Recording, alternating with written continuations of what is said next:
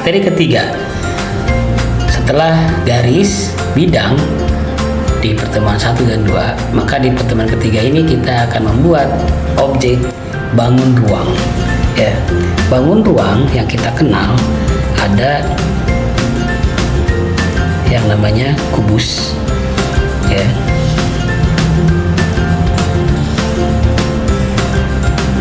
Seperti ini, kubus. Lalu ada yang namanya limas, seperti ini. Ada kerucut, seperti ini. Ada silinder, ada balok,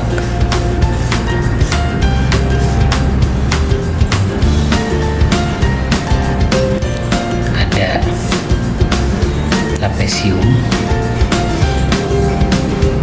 ada bola, ada setengah bola. Ya, kurang lebih seperti ini ya objek bangun ruang.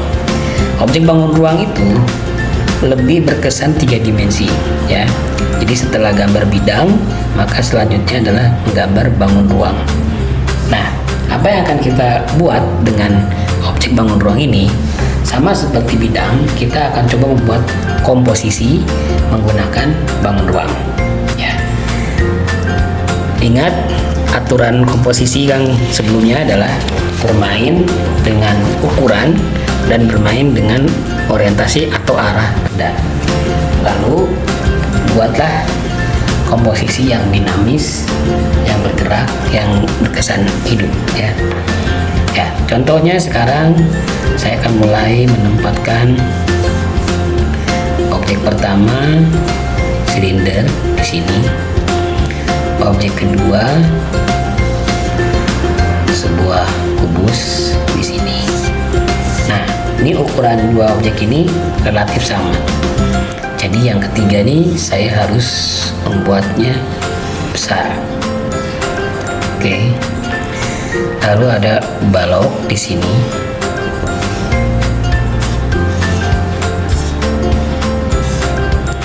Ada bola. Oke. Lalu ada apa namanya? Trapesium, ya.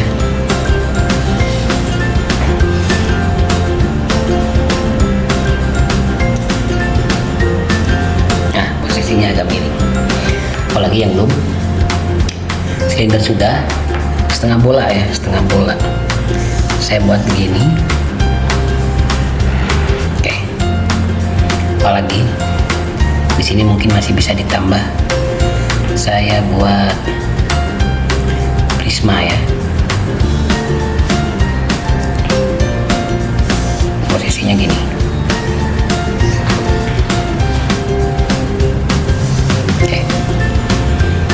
Ini ada beberapa objek, ya, orientasinya saya buat ke sana, ke sana, ke sana, ke sana, sini, sana. Lalu ada ukuran yang besar dan kecil. Nah, setelah ini apa yang dilakukan? Setelah teman-teman membuat objek-objek ini, sekarang coba pastikan mana objek yang di depan, mana yang di belakang. Ya, contoh ini, saya mau buat yang depannya adalah ini aja, ya. Nah, tebelin kalau menggunakan pensil. Yang tadi bisa tipis, yang sekarang ditebelin, ya. Jadi pastikan mana objek depan, mana belakang. Ini mana? Ini depan, ini belakang, ya. Ya, karena tadi udah di depan itu, maka penebalannya sampai sini.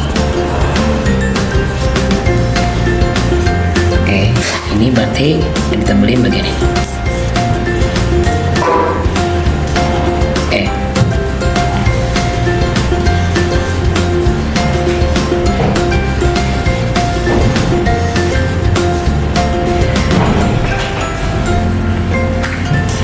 Ya. Ini yang mana? Ya. Yang depan ini aja, ya.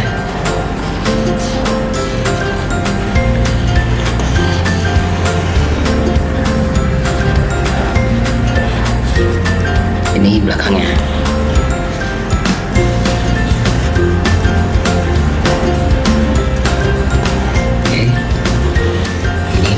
kanan, berarti kubus di belakang, di bawahnya ya. Oke, sampai sejelas ini. Oke.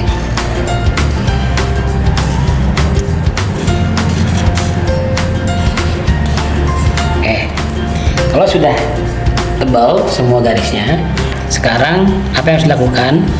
Nah, kita akan memperkenalkan arsir ya di pertemuan ini, supaya teman-teman mulai mencoba membuat arsir. Tujuannya untuk memperjelas bentuk ya, karena 3 dimensi ini akan sangat terbantu kalau menggunakan arsir. Nah, arsir yang pertama itu fungsinya membantu volume. Contoh, silinder ini volumenya melengkung. Nah, bagaimana arsir kita? Nah, arsir itu dari garis. Pertama bisa melakukannya seperti ini ya, mengikuti bentuk volumenya melengkung, maka dia bisa dibantu dengan garis-garis, dan garisnya dilepas ya, supaya ada gradasi dari tebal menjadi lebih ringan ya, terciptanya gradasi dari hitam ke putih. Nah, kalau saya menggunakan memulai dari kiri ke kanan, berarti logikanya sebelah sini kena cahaya, yang di sini tidak. Nah, ini volume nih, membantunya dengan menggunakan arsir yang melengkung. Kalau ini datar, kita bisa menggunakan arsir garis lurus saja. Oke. Nah, gitu. Nah, apalagi misalkan ini bola. Bola kita bantu dengan lengkungan juga. Oke. Kita bisa buat garis yang kedua. Dan dibuat penebalan, diulang, penumpukan garis. Jadi kalau arsir itu garis ya, bukan gosok. Teknik gosok ya namanya teknik gosok, bukan arsir. Tuh, kalau arsir ya garis.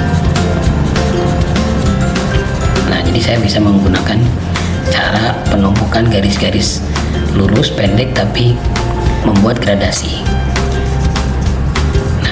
menyisakan bagian putih di pojokan lingkaran. Nah, kurang lebih bisa seperti ini ya. Oke. Nah, jadi volumenya bisa dibuat cara yang pertama, cara yang kedua, atau juga bisa garis lurus. Ini kan sama volumenya nih ya. Nah, tapi kita jaga supaya kerenggangannya semakin memudar ya. Arsir dengan cara ini, beda-beda ini, maka teksturnya menjadi berbeda juga ya. Permukaannya mana yang dirasa lebih licin. Oke.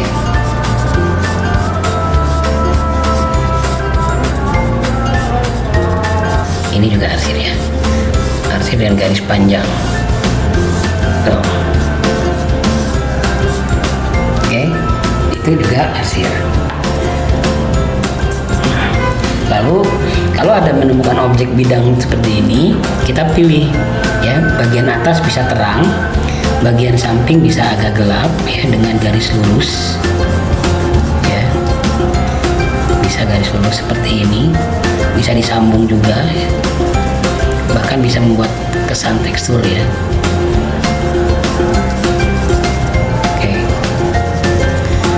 Lalu bagian yang di sini bisa lebih gelap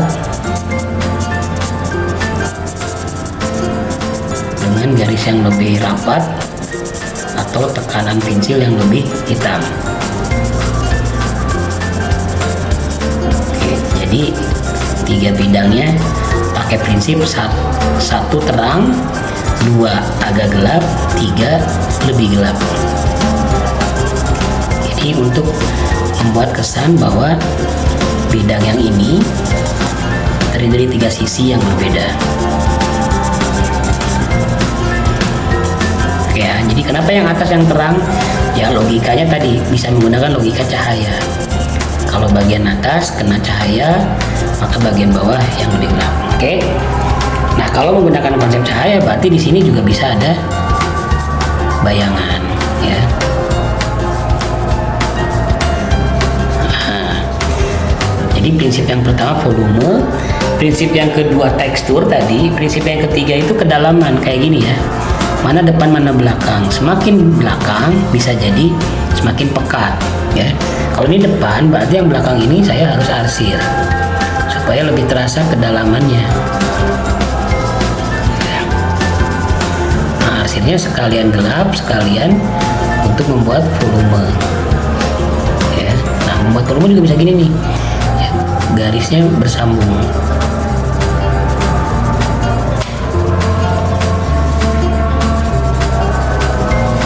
Lebih gelap lagi supaya ini lebih muncul. Oke. Nah, kurang lebih itu arsir yang bisa dicoba ya. Jadi ini bisa menggunakan konsep tadi 1 2 3 ya. Bisa mulai dari yang pekat, kemudian lebih terang dikit, dan terang banget.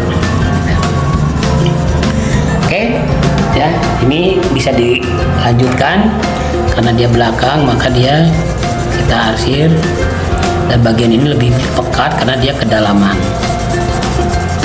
Tuh, jadi arsir seperti itu ya fungsinya. Ya, selain volume, gelap terang juga, kemudian tekstur dan kedalaman. Nah, kurang lebih ini materi kita tentang bentuk bangun ruang 3 dimensi yang kemudian dibantu dengan arsir ya. Nah, tetap prinsip arsir itu garis dan membuat gradasi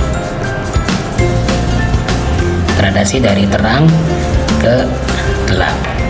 Ya, kalau pertemuan seperti ini ingat ada kedalaman. Jadi mana yang lebih logis, lebih gelap?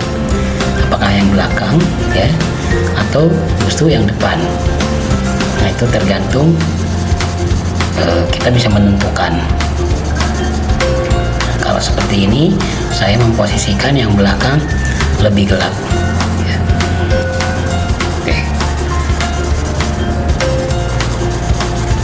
Oke. Ya, terima kasih untuk materi ketiga bangun ruang, cukup sampai di sini.